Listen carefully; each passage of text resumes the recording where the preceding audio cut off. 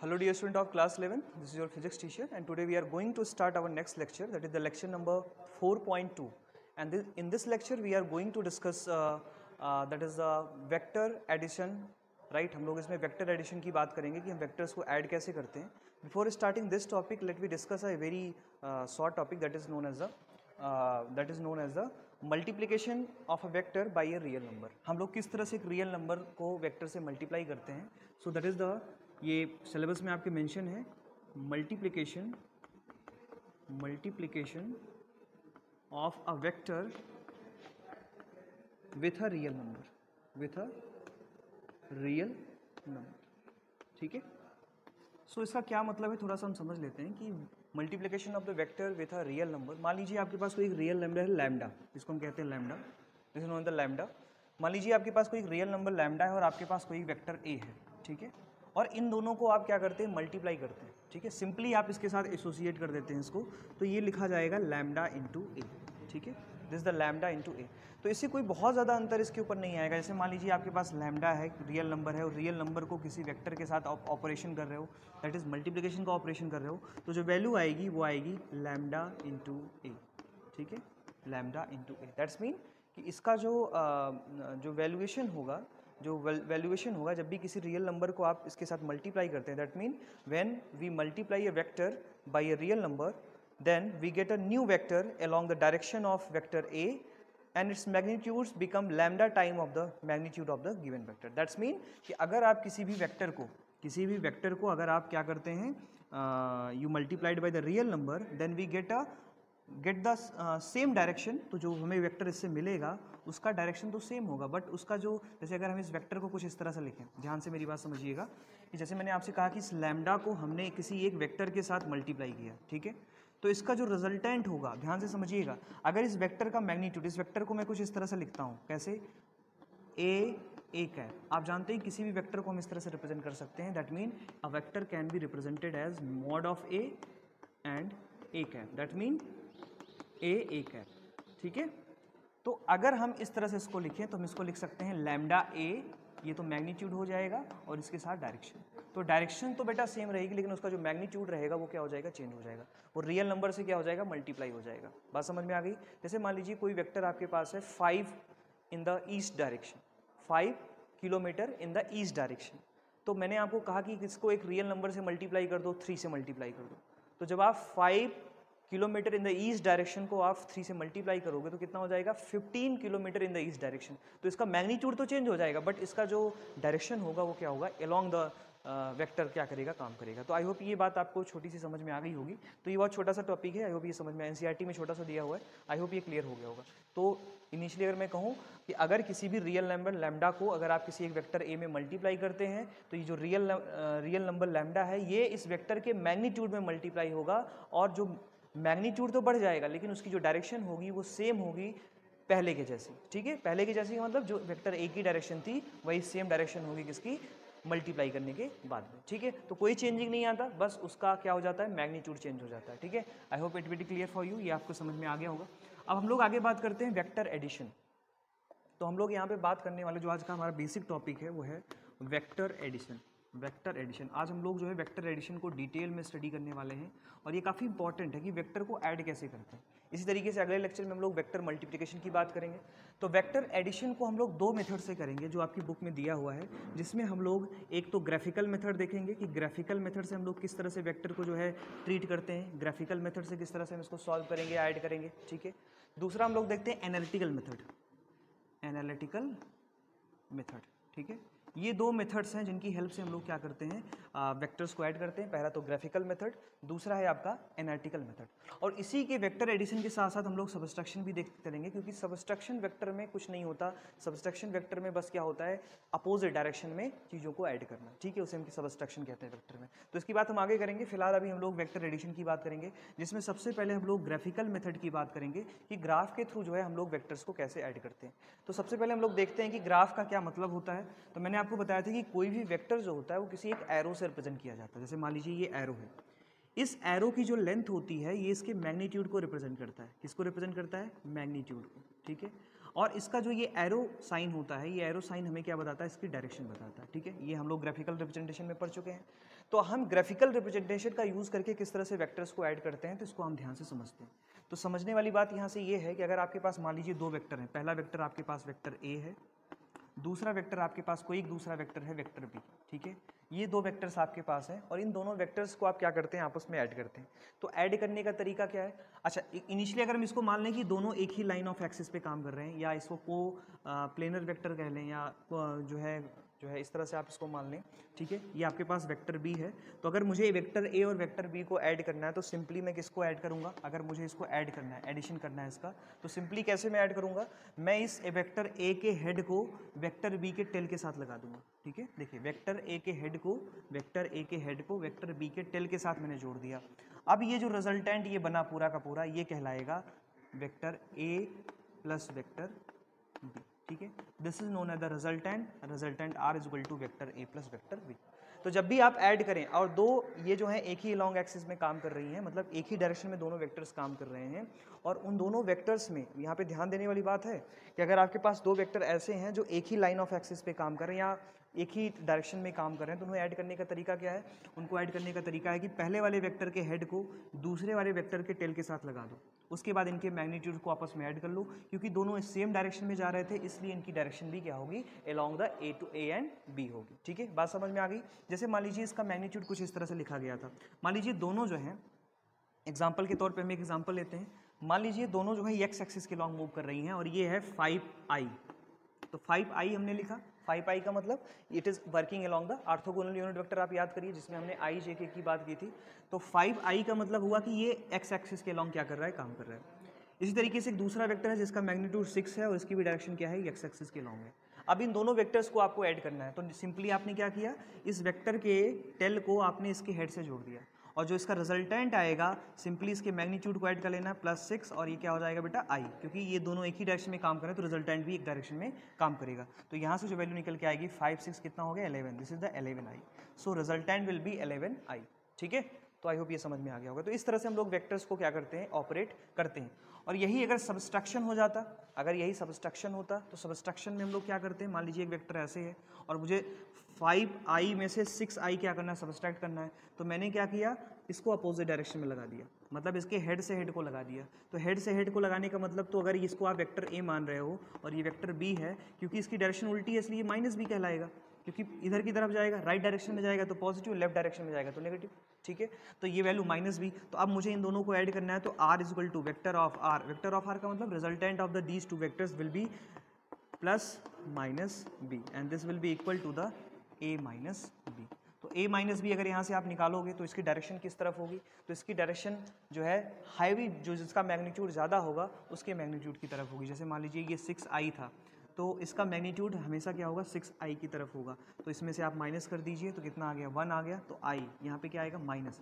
तो -i आने का क्या मतलब है, -i आने का मतलब है कि इस दोनों वेक्टर का जो रिजल्टेंट होगा वो x एक्सिस के अलोंग ही काम करेगा, लेकिन x एक्सिस के अपोजिट डायरेक्शन में काम करेगा, क्योंकि ये दोनों वेक्टर एक दूसरे से अपोजिट डायरेक्शन में काम कर रहे हैं। तो आई होप ये समझ में आ गया होगा कि सब्सट्रैक्शन भी एडिशन का ही एक पार्ट है, ठीक है। सब्सट्रैक्शन भी एडिशन का एक पार्ट है, ठीक है। तो ये तो हो गया जब ये वेक्टर्स जो हैं एक एक्सिस के लॉन्ग काम करते हैं। अब हम बात करेंगे जब वेक्टर्स जो हैं डिफरेंट एक्सिस में काम कर रहे हैं, तो उसके लिए हम लोग क्या पढ़ते हैं। तो जब ये डिफरेंट एक्सिस में काम कर रहे होते हैं, that mean when two vector can be added if both of them are in the same nature, मतलब वो दोनों सेम नेचर के हों। तो इसके लिए सबसे पहली कंडीशन है कि जो एडिशन आप कर रहे हो उसमें तो दोनों वेक्टर्स हैं, जैसे ये वेक्टर ए है और ये वेक्टर बी है, इन दोनों वेक्टर्स को हमें ऐड अप करना है। तो इसके लिए कंडीशन क्या होनी चाहिए, कंडीशन ये होनी चाहिए कि ये दोनों सेम ही क्वांटिटी के फंक्शन होने चाहिए। जैसे अगर ये डिस्प्लेसमेंट है, ये क्या है, ये डिस्प्लेसमेंट का फंक्शन है, ये डिस्प्लेसमेंट है, और ये क्या है, फोर्स है, तो मैं इन दोनों को ऐड नहीं कर सकता, ठीक है। तो ध्यान रखने वाली बात क्या है कि अगर ये डिस्प्लेसमेंट है और ये भी डिस्प्लेसमेंट है तो दोनों को आसानी से ऐड किया जा सकता है, लेकिन अगर एक डिस्प्लेसमेंट है और दूसरा जो है डिस्प्लेसमेंट ना होकर के कोई और क्वांटिटी है, वेक्टर क्वांटिटी है, तो आप उसे ऐड नहीं कर सकते। तो चीज़ों को हमें देखना है कि सजाती हैं कि नहीं, अगर सजाती हैं, सेम है, तो हम आसानी से उसे क्या करेंगे, एडप्ट कर लेंगे, ठीक है। तो इस तरह की चीज़ें जो हैं आप ध्यान में रखेंगे। तो एक थंब रूल आपको इसमें याद रखना है। दूसरा ये है कि अगर एक से ज़्यादा वेक्टर काम कर रहे हैं तो उसके लिए हम लोग कुछ रूल्स पढ़ते हैं, जो कुछ एंगल बनाते हुए कर रहे हैं। अभी तुमने पढ़ा कि जब लाइन ऑफ एक्सिस पे काम करेंगे तो आसानी से उसे आप एडअप कर लोगे।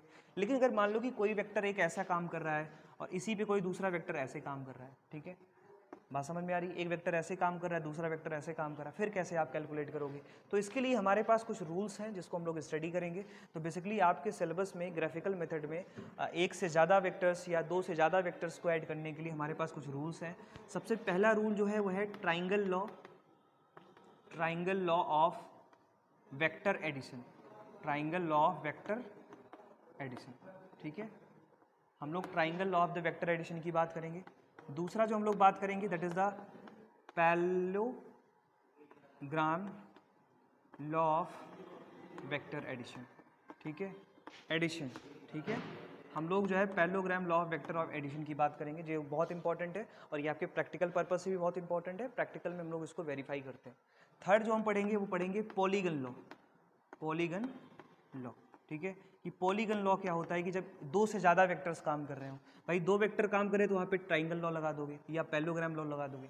लेकिन अगर दो से ज़्यादा वेक्टर्स काम कर रहे हैं तो उसके लिए हम लोग क्या करते हैं, पॉलीगन लॉ लगाते हैं। तो ये तीन लॉ जो है हमें यहाँ पे पढ़ने होते हैं, एक एक करके इसको हम पढ़ेंगे और इसका वैल्यूएशन देखेंगे कि इसका वैल्यूएशन क्या होता है। तो सबसे पहले हम लोग देखते हैं triangle law of the vector addition.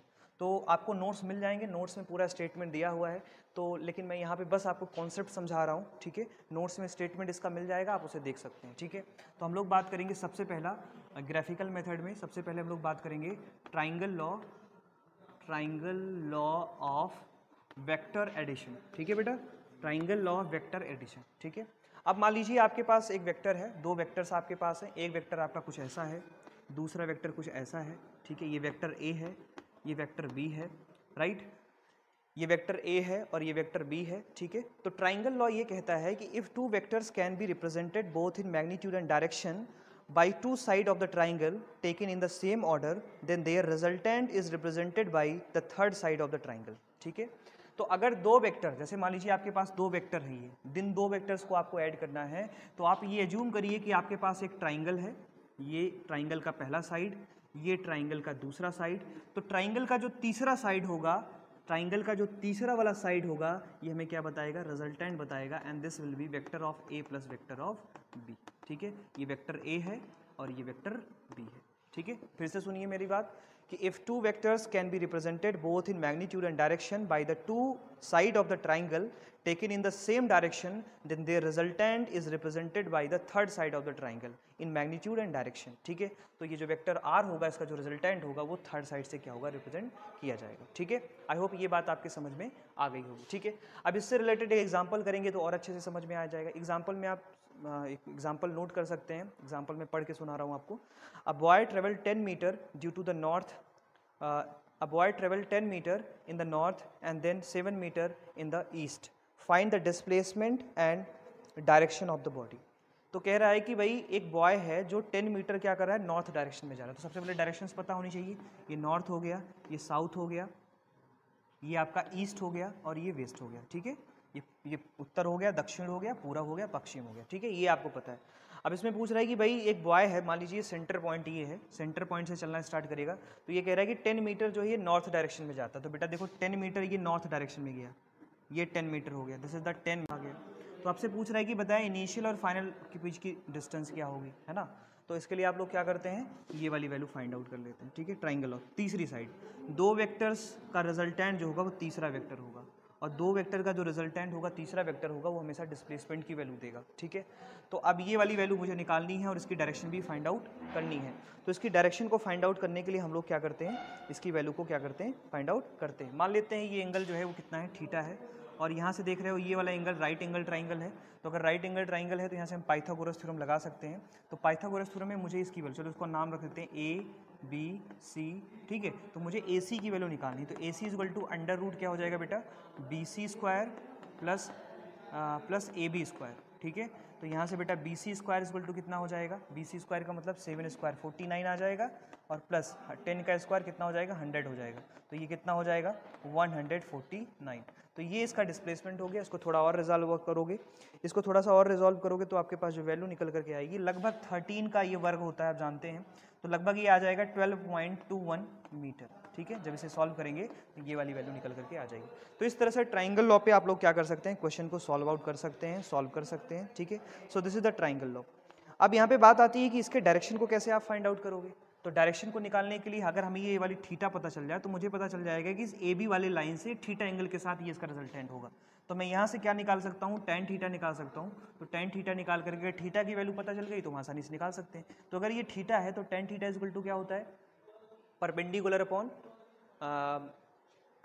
Upon base, right. तो परपेंडिकुलर बेटा ये हो जाएगा और बेस जो है इसका ये हो जाएगा। तो परपेंडिकुलर अपॉन बेस, तो परपेंडिकुलर क्या हो जाएगा, परपेंडिकुलर अपॉन बेस।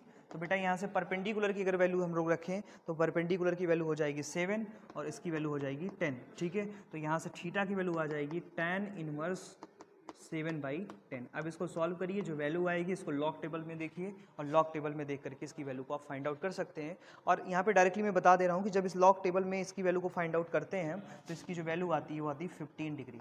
तो 15 डिग्री की वैल्यू होती है 7/10, ठीक है। तो ऐसे क्वेश्चन, सॉरी 15 डिग्री नहीं, ये 35 डिग्री होगा, ठीक है। तो ये आपके एग्जाम में दिया जाएगा, आई मीन जब क्वेश्चन आएगा तो उसमें दिया जाएगा कि where tan inverse 7/10 equal to कितना है, 35 डिग्री। तो आसानी से आप निकाल सकते हो। तो हमें ये पता चल गया कि भाई ये जो ए बी है, ए बी आर्म है, इस ए बी आर्म के साथ ही कितना एंगल बना रही, 35 डिग्री का एंगल बना रही। सो this is the triangle of the vector. एक बार फिर से बताता हूँ, अगर आपके दो वेक्टर्स एक दूसरे पर कुछ एंगल बनाते हुए काम कर रहे हैं तो उसका जो रिजल्टेंट होगा, अगर हम एज्यूम कर लें कि वो ट्राइंगल के दो साइड से रिप्रेजेंट हो रहे हैं वो वेक्टर्स, तो उसका जो तीसरा साइड होगा वो उसके रिजल्टेंट को क्या करेगा, रिप्रेजेंट करेगा। So this is known as the triangle of the vectors, ठीक है।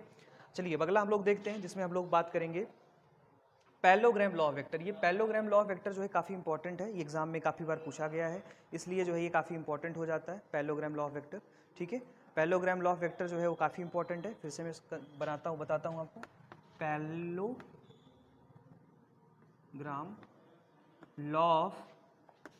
लॉ ऑफ वेक्टर्स, ठीक है। अब ये पैरेललोग्राम लॉ ऑफ वेक्टर्स क्या कहता है, ये सेकंड आप पढ़ रहे हैं, इसमें सेकंड रूल पढ़ रहे हैं। तो पैरेललोग्राम लॉ ऑफ वेक्टर ये कहता है कि अगर आपके पास दो वेक्टर हैं, ध्यान से समझिएगा, अगर आपके पास दो वेक्टर जो एक दूसरे पे कुछ एंगल बनाते हुए काम कर रहे हैं, मान लीजिए ये वेक्टर ए है, ये वेक्टर बी है, ठीक है। तो अगर ये थीटा एंगल है, ठीक है, तो उन्होंने कहा कि आप एक पैरेललोग्राम कंसीडर करें, ठीक है। एक बार स्टेटमेंट में इसका पढ़ देता हूँ ताकि आप समझ में आ जाए।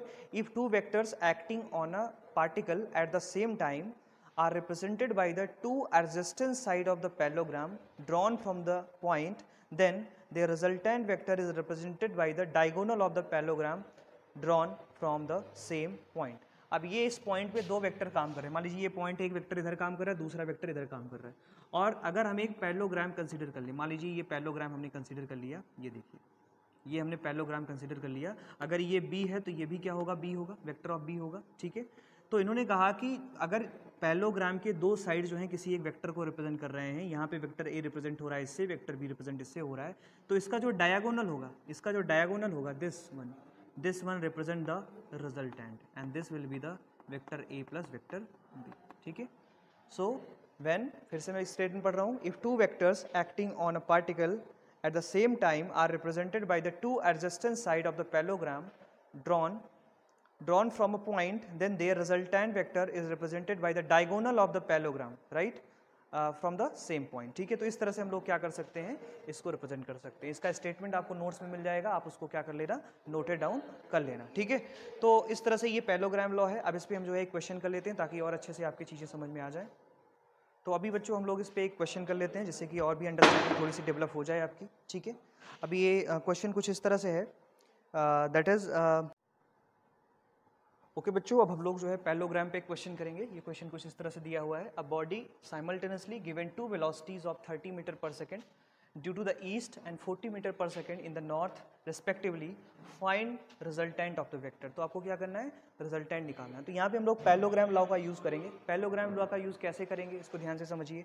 सबसे पहले तो हमें यहाँ पे डायरेक्शन को आइडेंटिफाई करना होगा। ये नॉर्थ डायरेक्शन होता है, ये साउथ डायरेक्शन होता है, this is the east direction and this is the west direction, ठीक है। अब आपसे कह रहा है कि 30 meter due to east direction, तो अगर इनिशियल पॉइंट ये है तो 30, ये एक वेक्टर काम कर रहा है, कितना इसका magnitude, 30 meter per second, right. दूसरा वेक्टर जो है 40 meter per second in the north direction, तो नॉर्थ डायरेक्शन में कितना जा रहा है, 40 जा रहा है, कितना जा रहा है बेटा, 40 मीटर पर सेकेंड। तो कह रहा है कि इसका रिजल्टेंट बताएं। तो रिजल्टेंट निकालने के लिए आप क्या कर लो, एक पैरेललोग्राम क्या कर लो, कंसिडर कर लो, ठीक है। ये आपने कंसिडर कर लिया, तो इसका जो डायगोनल होगा, this diagonal will represent the resultant and this resultant will be vector of A plus vector of B, ठीक है। अगर ये 40 है तो ये भी क्या हो जाएगा 40 मीटर पर सेकेंड, ठीक है। तो यहाँ से इसका रिजल्टेंट आपको निकालना है। रिजल्टेंट निकालने के लिए हम देखते हैं कि ये वाला एंगल क्या है, this is the right angle triangle. तो यहाँ से हम पाइथागोरस थ्योरम लगा सकते हैं। क्या लगा सकते हैं? Pythagoras theorem. तो पाइथागोरस थ्योरम हम लोग यहाँ पे अप्लाई करते हैं। तो देखिए नेट वेलोसिटी वेक्टर, ये तो वेलोसिटी वेक्टर हो गया v, तो this will be equal to under root v, मान लीजिए v नॉर्थ की डायरेक्शन में square plus v south direction. तो अब यहाँ पे ये वैल्यू को पुट करो, v नॉर्थ में कितनी वैल्यू है, v नॉर्थ में है 40, तो 40 का स्क्वायर प्लस कितना आ गया 30 का स्क्वायर, ठीक है। तो यहाँ से स्क्वायर जब आप करते हैं तो ये हो जाता है 1600 और ये हो जाता है बेटा तुम्हारा 900। 1600 प्लस 900 अंडर रूट क्या आ गया 2500 आ गया। और इसका जब आप स्क्वायर करते हो, इसका जो स्क्वायर निकालते हो तो इसकी वैल्यू आ जाती है 50। This will B 50 metre per second. तो v की वैल्यू क्या आ गई 50 मीटर पर सेकेंड। अब आपसे पूछ रहा है कि डायरेक्शन बताइए कि किस वेक्टर किस डायरेक्शन में काम करेगा, इसका जो रिजल्टेंट होता है वो किस डायरेक्शन में काम करेगा। तो रिजल्टेंट बताने के लिए आप लोग क्या करते हैं, एंगल को फाइंड करते हैं, थीटा को। तो अगर मुझे थीटा यहाँ से देखा जाए तो ये परपेंडिकुलर हो गया, ये बेस हो गया, तो यहाँ से मैं tan थीटा निकालूंगा। तो tan theta will be perpendicular upon base. तो परपेंडिकुलर कितना है 40 और बेस कितना है 30। तो यहाँ से 0 कट गया, यहाँ से आ गया theta is equal to tan inverse 4/3, ठीक है। और इसको जब लॉग टेबल से आप इसकी वैल्यू निकालते हैं, ये भी आपके एग्जाम में दिया जाएगा, जब इसकी वैल्यू निकालते हैं तो ये आ जाता है 53 डिग्री 8 मिनट। तो ये थीटा की वैल्यू आ जाती है। तो ये हॉरिजॉन्टल डायरेक्शन से या कह सकते हैं ईस्ट डायरेक्शन से इतने एंगल के साथ इसका रिजल्टेंट होगा, ठीक है। तो आई होप ये समझ में आ गया होगा, पैरेललोग्राम लॉ भी आपके समझ में आ गया होगा। अब हम लोग अगला डिस्कस करेंगे जिसमें हम लोग बात करेंगे polygon law of the vector. Polygon law of vectors कहाँ पे काम करता है, तो पॉलीगन लॉ ऑफ वेक्टर्स जो है एक से ज़्यादा वेक्टर्स जब एक दूसरे पे काम कर रहे होते हैं तो वहाँ पे हम ट्राइंगल्स लॉ और पैरेललोग्राम लॉ का यूज़ करके उसका रिजल्टेंट निकालते हैं, जिससे कि एक पॉलीगन टाइप शेप बन जाता है। कैसे? तो अगला हम लोग बात करेंगे पॉलीगन लॉ ऑफ वेक्टर, ठीक है। अब मान लीजिए आपके पास कई सारे वेक्टर हैं, पहला वेक्टर ऐसा है, दूसरा वेक्टर ऐसा है, तीसरा वेक्टर ऐसा है, चौथा वेक्टर ऐसा है, ठीक है। तो ये पॉलीगन आपका कुछ इस तरह से है। तो पॉलीगन लॉ ये कहता है कि आप जो ये वेक्टर्स दिए हुए हैं, जिसको जो ये ओपनिंग साइड जो है इस पॉलीगन में जो ये ओपनिंग साइड है ये इसका रिजल्टेंट बताएगा, ठीक है। तो अगर स्टेटमेंट में इसका पर्टिकुलरली पढ़ूँ, when a number of vectors are represented in both magnitude and direction by the side of a polygon, open polygon, then their resultant is represented in both magnitude and direction by the closing side of the polygon taken in opposite order, ठीक है। तो हम इसका जो resultant लेते हैं वो हमेशा क्या करते हैं, अपोजिट साइड में लेते हैं। तो आप देखें अगर ये एक पहला वेक्टर A हो गया, ये पहला दूसरा वेक्टर B हो गया, ये तीसरा वेक्टर C हो गया, ये चौथा वेक्टर D हो गया, तो उसका जो रिजल्टेंट होगा वो रिजल्टेंट ये वाला वेक्टर होगा और ये अपोजिट डायरेक्शन में लिया जाएगा, ठीक है। तो दिस विल बी रिजल्टेंट। तो रिजल्टेंट निकालने के लिए हम लोग क्या करते हैं, इन सभी को सॉल्व कर लेते हैं। सॉल्व कैसे करेंगे, जैसे A और B है, ध्यान से मेरी बात समझिएगा। रिजल्टेंट ये वाली वैल्यू कैसे फाइंड आउट करेंगे, वेक्टर A है वेक्टर B है, यहाँ पे आप ट्राइंगल लॉ लगा दो तो ये तुम्हारा आ जाएगा A प्लस B, ठीक है, ये तुम्हारा A प्लस B आ जाएगा। अब ये C है और ये A प्लस B है, यहाँ पे ट्राइंगल लॉ लगा दो तो ये वाली वैल्यू हो जाएगी vector of A plus vector of B plus vector of C, ये वाली वैल्यू हो जाएगी। अब ये वेक्टर D है, ये साइड और ये साइड आपको पता है, आप डायरेक्शन देख लो किधर की तरफ है, उसी के अकॉर्डिंग ये प्लस माइनस होगा। तो ये साइड जो R की वैल्यू होगी वो किसके बराबर हो जाएगी, ये वेक्टर प्लस ये वाला वेक्टर। तो this will be vector A plus vector B plus vector C plus vector D, अगर सभी जो है पॉजिटिव डायरेक्शन में जा रही हैं। तो इसमें से अगर किसी का भी एरो उल्टा हो गया तो वो साइन क्या हो जाएगा, माइनस हो जाएगा। ये जब कैलकुलेशन आप करते रहेंगे उस टाइम पे आपको क्या करना है, ध्यान देना है, ठीक है। तो this is known as the polygon law of vectors, ठीक है। तो वेक्टर्स में ये 3 रूल हैं, इन तीनों रूल्स की हेल्प से हम लोग क्या करते हैं, वैल्यूज को फाइंड आउट करते हैं, जिसमें ट्राइंगल रूल और पैरेललोग्राम रूल का यूज़ करते हैं। पैरेललोग्राम रूल जो है वो आपके एक्सपेरिमेंट में भी है, तो उसे हमें पढ़ना है, एक्सपेरिमेंट भी उस पर हम परफॉर्म करेंगे और लॉ ऑफ पैरेललोग्राम को क्या करेंगे, वेरीफाई करेंगे। अब अगली बात जो आती है वो आती है properties of vector addition, properties by vector addition. क्योंकि जो एक वेक्टर एडिशन होता है वो कौन कौन सी प्रॉपर्टीज को क्या करता है, फॉलो करता है। तो सबसे पहली प्रॉपर्टी इसकी है, first property is that commutative law, ये क्या करता है, कॉम्यूटेटिव लॉ को क्या करता है, फॉलो करता है। कॉम्यूटेटिव लॉ को क्या करता है, फॉलो करता है। कॉम्यूटेटिव लॉ को क्या फॉलो करता है, कॉम्यूटेटिव का मतलब क्या होता है कि जैसे आपके पास कोई वेक्टर A है और कोई एक वेक्टर B है, इसे आप vector B plus vector C, मतलब इसका प्लेस आप चेंज करके लिख सकते हैं। Vector A plus vector B is equal to vector B plus vector A. इस तरह से इसका प्लेस चेंज करके भी क्या कर सकते हो, आप लिख सकते हो। मतलब जो आपका वेक्टर एडिशन होता है वो कॉम्यूटेटिव लॉ को क्या करता है, फॉलो करता है। दूसरा जो टर्म यहाँ पे निकल करके आता है वो है एसोसिएटिव लॉ को क्या करता है, ये फॉलो करता है। This follow the associative law, ठीक है। अब ये एसोसिएटिव लॉ क्या होता है, मान लीजिए आपके पास वेक्टर ए प्लस बी प्लस सी है, ठीक है, इस तरह से लिखा हुआ है। तो इसे आप लिख सकते हो, क्या लिख सकते हो, A plus B, vector A plus vector B plus C, ठीक है। ये कहलाता है एसोसिएटिव लॉ। एक बार आप चाहें तो बी और सी को ऐड करके उसमें ए को ऐड करें, तब भी वैल्यू वही आएगी। चाहे तो आप ए और बी को ऐड करके सी को ऐड करें, तब भी वही वैल्यू आएगी, ठीक है। This is known as the associative law.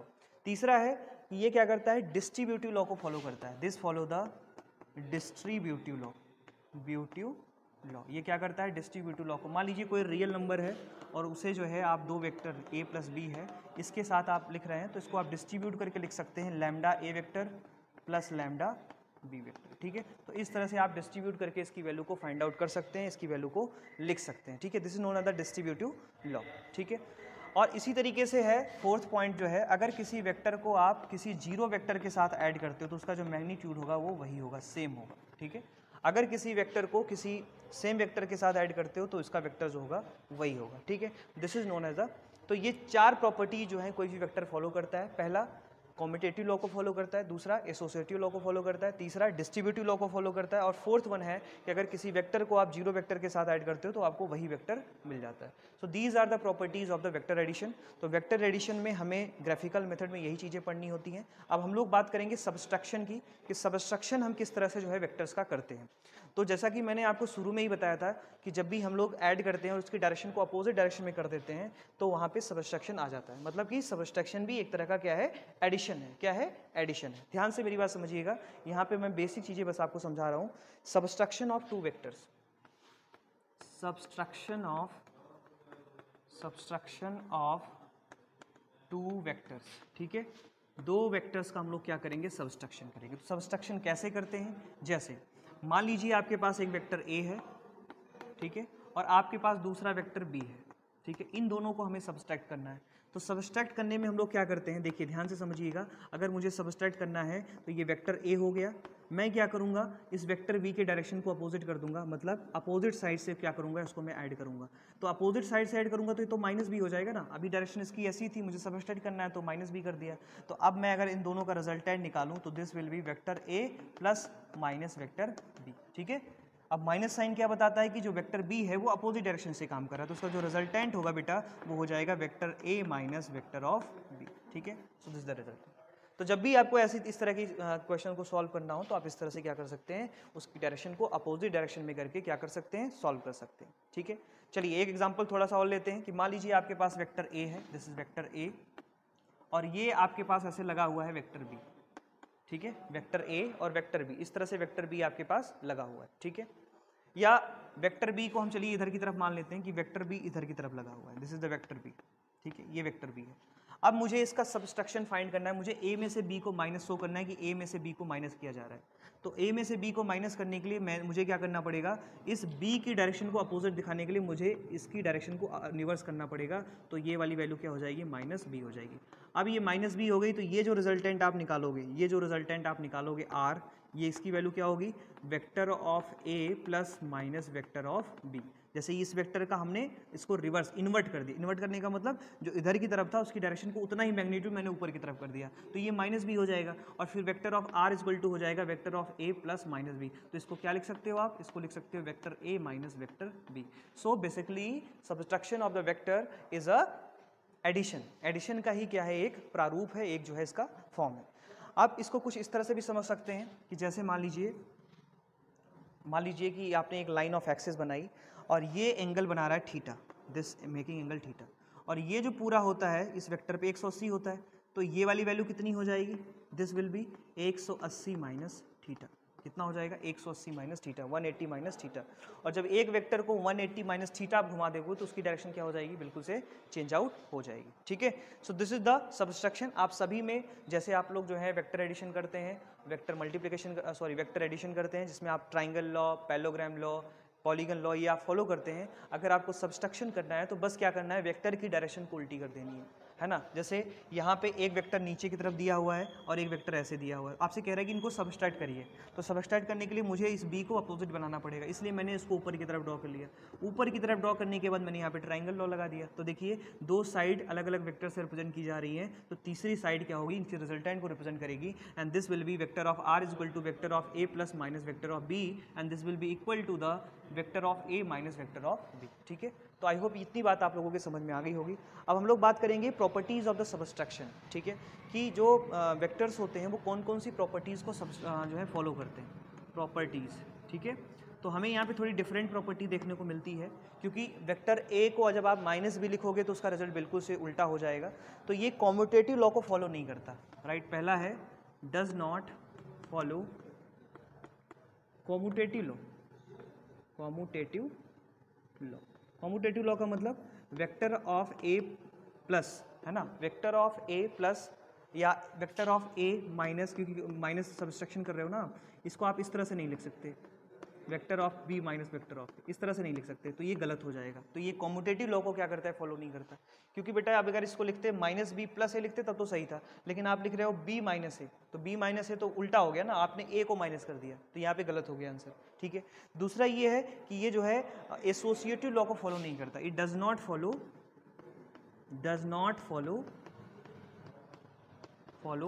Associative law. Associative law, ये एसोसिएटिव लॉ को फॉलो नहीं करता, है ना। जो जैसे आपने वहाँ पे एसोसिएटिव लॉ देखा था कि अगर आपके पास vector A minus vector B minus C vector है, तो इसको आप इस तरह से नहीं लिख सकते, वेक्टर बी माइनस, या इस तरह से नहीं लिख सकते, vector A minus vector C minus vector vector B minus vector C, इस तरह से आप इसको नहीं लिख सकते। ठीक है, जैसे इसको एक साथ लेकर के फिर इसमें से माइनस किया जाए, इसको एक साथ माइनस करके इससे माइनस किया जाए, तो ये दोनों आपस में बराबर नहीं होंगे, तो ये क्या करता है, एसोसिएटिव लॉ को फॉलो नहीं करता है।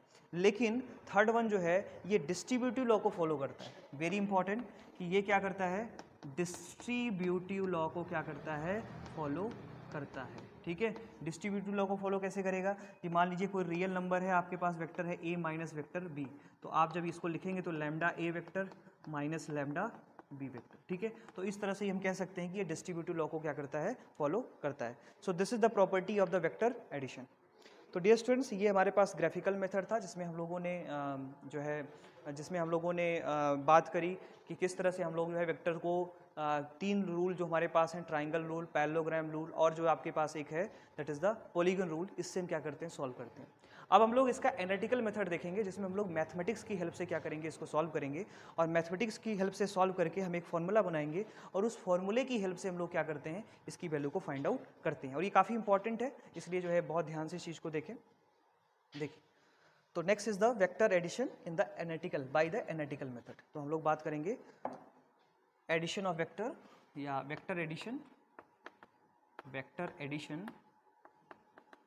है ना, इसमें हम लोग बात करेंगे एनालिटिकल मेथड की। ठीक है, जिसमें हम लोग क्या करेंगे, मैथमेटिक्स से एक फॉर्मूला बनाएंगे, और उस फॉर्मूले की हेल्प से किसी भी वेक्टर का एंगल और ये तमाम चीज़ें जो हम निकाल सकते हैं।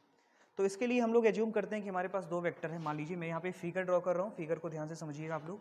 ये हमारे पास एक वेक्टर है, मान लीजिए ये वेक्टर ऑफ ए है, थोड़ा मैं बड़ा बना रहा हूँ इसको, ये वेक्टर ए है, यहाँ से इससे जुड़ा हुआ एक वेक्टर बी है, this is the vector B, ये वेक्टर बी है और ये वेक्टर ए है। ठीक है, इसको मैं थोड़ा सा और इंक्लाइन कर दे रहा हूँ, ये देखो ऐसे, ये है vector B, this is the vector B. Okay, ये वेक्टर बी है, तो इसका जो रिजल्टेंट होगा, वो रिजल्टेंट क्या होगा, अगर हम यहाँ पे जो है पाइथागोरस थ्योरम पैरेललोग्राम रूल लगाएं तो, या ट्राइंगल रूल लगाएं, तो अकॉर्डिंग टू ट्राइंगल रूल जो इसका रिजल्टेंट होगा वो ये होगा। ठीक है, this is the resultant and this will be equal to vector of A plus vector of B. हमें यही क्या करना है, फाइंड आउट करना है। ठीक है, इसको मैं कुछ नाम दे देता हूँ, इसको मैं रखता हूँ ओ, या चलिए इसका नाम मैं कुछ रख लेता हूँ, इसका नाम मैं रख लेता हूँ दैट इज ओ पी, इसका नाम ओ रख लेता हूँ, इसका नाम पी रख लेता हूँ, इसका नाम क्यू रख लेता हूँ। ठीक है, तो ये हमारे पास कुछ फिगर इस तरह से है, ये हमारे पास फिगर कुछ इस तरह से है, ये ओ पी क्यू, तो ये दो वेक्टर्स का जो सम होगा वो ट्राइंगल का तीसरा साइड होगा, ये हम जानते हैं। हमने क्या किया, क्योंकि हमें एक फॉर्मूला जनरेट करना है, इसका एक जनरल फॉर्मूला जनरेट करना है, इसके लिए हम लोग क्या करते हैं, इस क्यू से इस पॉइंट पी को थोड़ा आगे बढ़ाते हैं, हॉरिजॉन्टल लाइन को, इस हॉरिजॉन्टल लाइन को थोड़ा सा हम आगे बढ़ाते हैं, और यहाँ से एक नॉर्मल ड्रॉ कर देते हैं। ठीक है, ये नॉर्मल हमने ड्रॉ किया, तो ये नॉर्मल हमारे पास है, इसको n हमने मान लिया, this is the normal, right. तो ये नॉर्मल हमारे पास हो गया, तो ये पी क्यू हो गया, और यहाँ से यहाँ तक की डिस्टेंस तो आपको पता है कि इसका मैग्नीट्यूड ए रिप्रेजेंट कर रहा है, ठीक है। और यहाँ से यहाँ तक वाली वैल्यू जो है क्या है, बी के बराबर है, और ये क्या हो गया, ओ एन हो गया, ठीक है। आप देख रहे हैं कि ये राइट एंगल ट्राइंगल है और ये वेक्टर जो है थीटा एंगल बना रहा है, ठीक है। ये वेक्टर बी जो है इस हॉरिजॉन्टल डायरेक्शन के साथ कितना एंगल बना रहा है, थीटा एंगल बना रहा है। तो अगर थीटा की वैल्यू भी हम फाइंड कर लें तब भी हमें पता चल जाएगा। तो हम लोग क्या करते हैं, सबसे पहले कॉस थीटा और साइन थीटा की वैल्यू यहाँ से फाइंड आउट करते हैं। तो अगर मैं यहाँ से कॉस थीटा की वैल्यू लिखूँ, ध्यान से समझिएगा, अगर मैं यहाँ से कॉस थीटा की वैल्यू लिखूँ तो cos theta is equal to क्या होता है बेटा, बेस अपॉन हाइपोटेनियस। तो यहाँ से बेस क्या हो जाएगा, बेस हो जाएगा बेटा आपका पी एन, और हाइपोटेनियस आपका क्या हो जाएगा, पी क्यू, ठीक है। तो यहाँ से आप इसको लिख सकते हो P N will be, P N का मतलब ये वाली value, P N is equal to P Q का मतलब होता है वेक्टर ऑफ बी, या अभी इसको मैग्नीट्यूड फॉर्म में लिखें तो मैग्नीट्यूड फॉर्म में इसको लिख लेते हैं। तो ये हो गया बेटा पी एन अपॉन बी। तो अगर मैं यहाँ से पी एन की वैल्यू लिखूँ तो मैं लिख सकता हूँ बी कॉस थीटा। तो अगर मैं इसके ऊपर वेक्टर लगाता हूँ तो यहाँ भी मुझे वेक्टर लगाना पड़ेगा और यहाँ भी लगाना पड़ेगा। इसको आप इक्वेशन नंबर फर्स्ट मान लीजिए। तो यहाँ से हम लोगों को पी एन की वैल्यू निकल करके आ गई, ठीक है।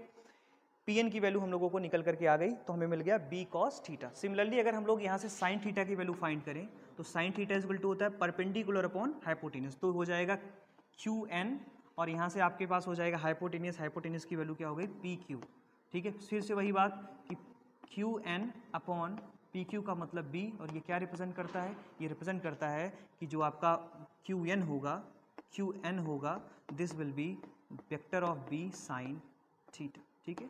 This is the equation number 2, ठीक है। तो आई होप ये दो वैल्यूज आपके समझ में आ गई होंगी, हमने इसे किस तरह से लिखा। तो क्यू एन की वैल्यू बी साइन थीटा, और आपके पास पी एन की वैल्यू क्या आ जाएगी, ये हो जाएगी, ठीक है। तो ये दोनों चीजें निकल करके आ गई। अब आप ध्यान से अगर समझे तो यहाँ ट्राइंगल जो है, ट्राइंगल ध्यान से समझिएगा, triangle O N Q, this is the right angle triangle. अगर ये राइट एंगल ट्राइंगल है तो यहाँ पे हम पाइथागोरस थ्योरम लगा सकते हैं।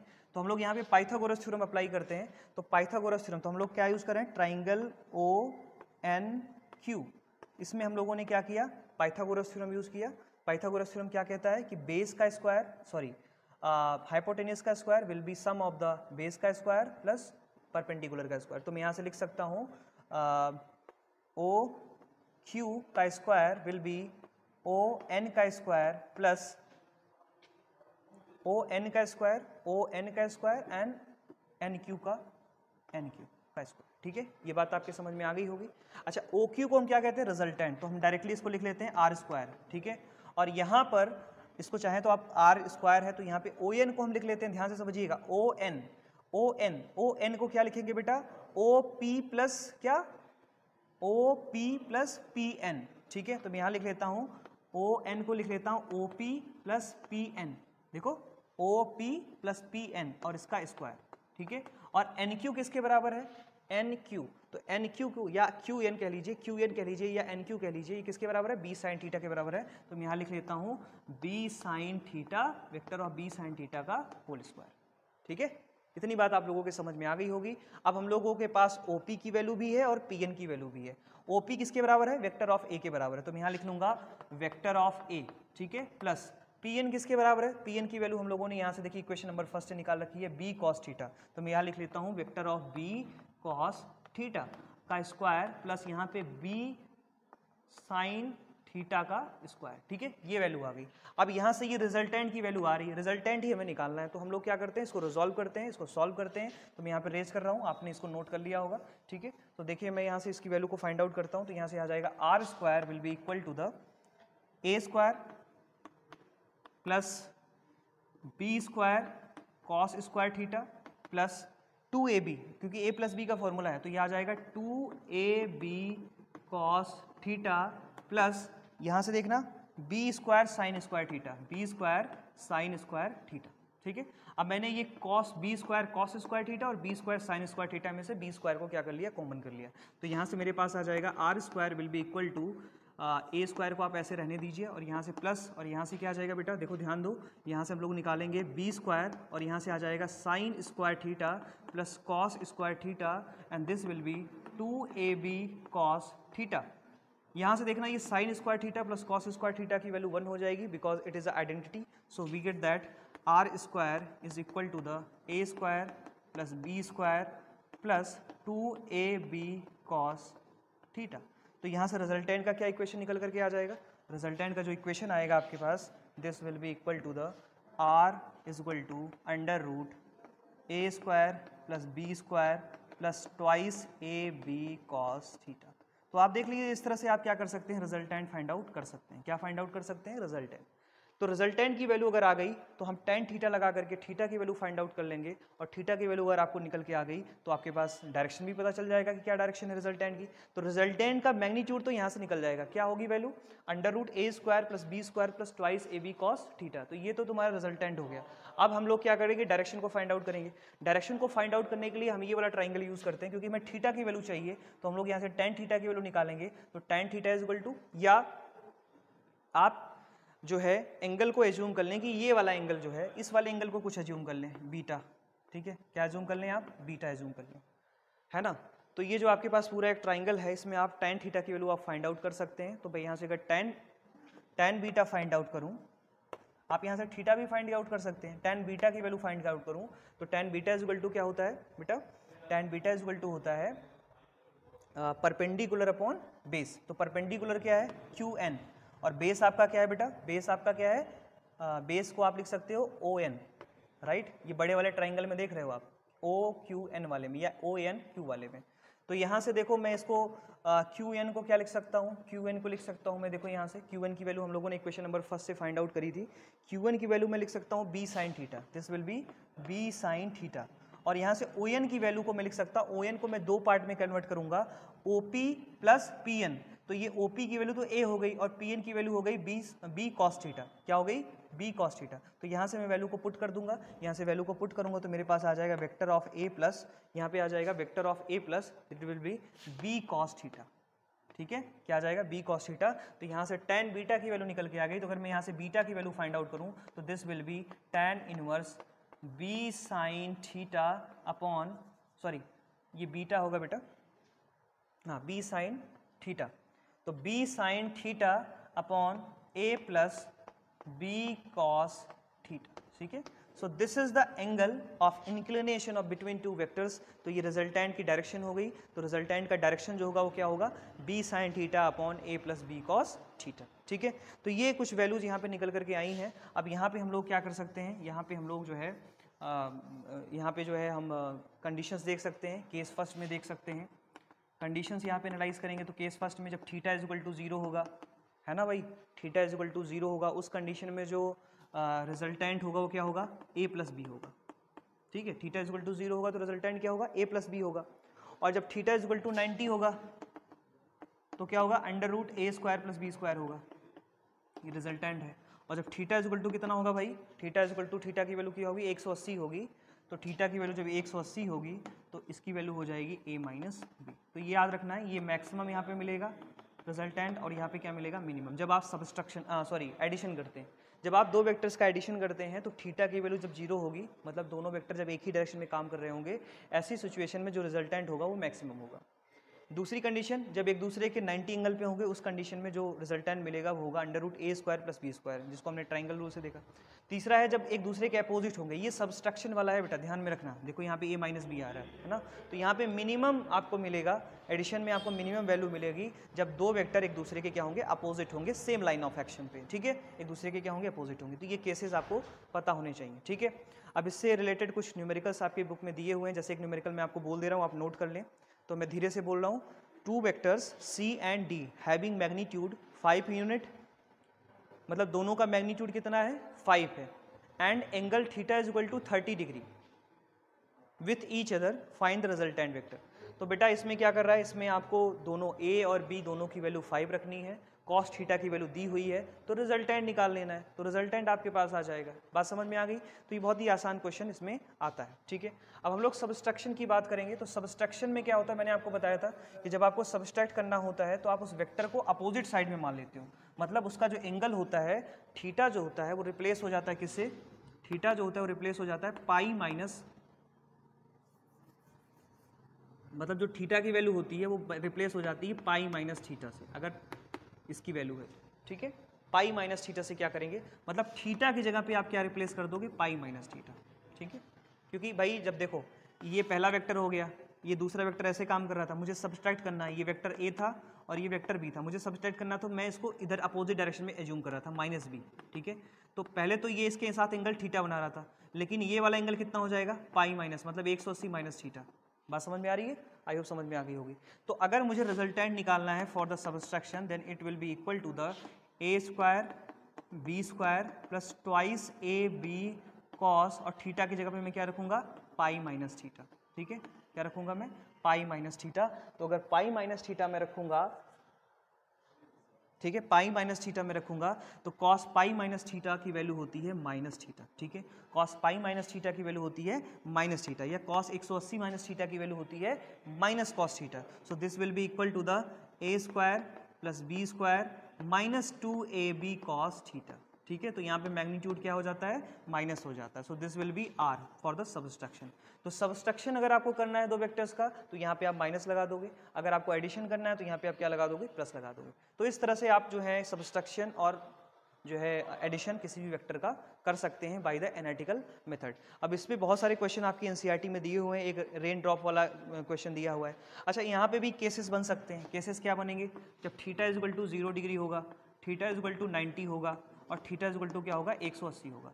तो इन तीनों केसेस के लिए आप स्टडी करें और स्टडी करके वैल्यूज़ को जो है कैलकुलेट करें, ठीक है।